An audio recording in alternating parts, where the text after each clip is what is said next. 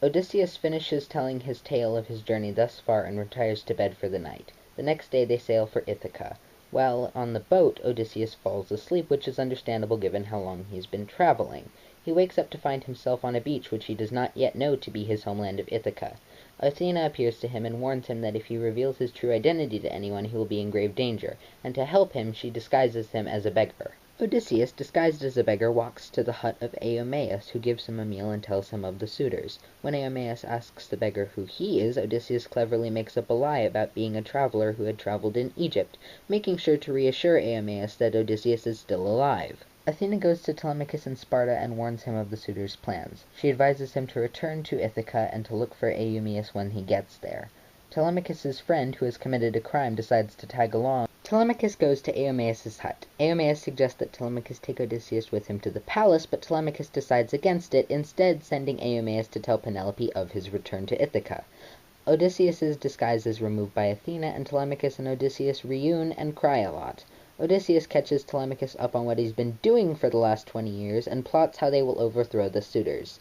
Meanwhile, the suitors are planning to murder Telemachus. Penelope gets understandably upset about this, but is calmed by Eurymachus's lies. Telemachus returns to the palace, leaving his gift from Sparta on the boat so that the suitors cannot take them.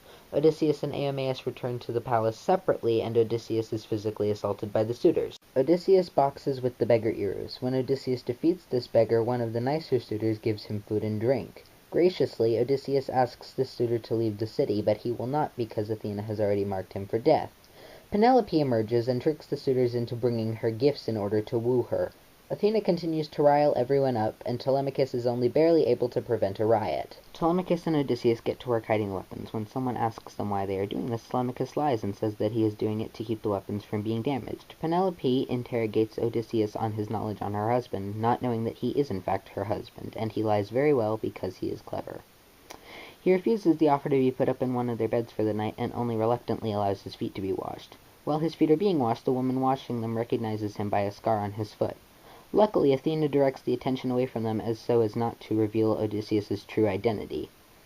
Penelope describes a dream she had to Odysseus, and tells him that she shall choose her husband based on who can shoot an arrow through the 12 axe heads, as her husband used to be able to do. Everyone is so nervous about the coming day that they find themselves unable to sleep.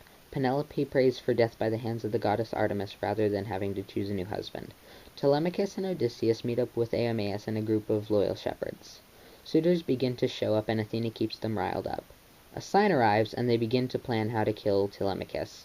Suitors begin to mock Odysseus. Penelope announces that she will marry the first man to string Odysseus's bow and fire an arrow through the 12 axe heads, so the suitors begin lining up and failing at it one at a time. Odysseus retreats outside with Eumaeus to meet with the loyal herdsmen. After checking their loyalty one more time, he reveals himself to be Odysseus, and he makes sure that they will still fight with him.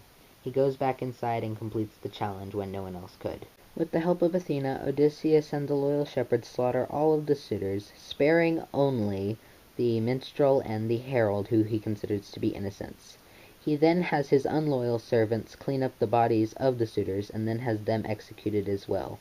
He then orders a ritual sacrifice in order to purify his home. Penelope at last emerges from her chambers, and is reunited with Odysseus. She is weary that she is still being tricked, though, and so she moves her bridal bed, to which Odysseus freaks out. This is how she knows that it is truly her husband. The suitors are being led to the underworld. While they try to blame Penelope for all of their troubles, Agamemnon and Achilles are having none of it.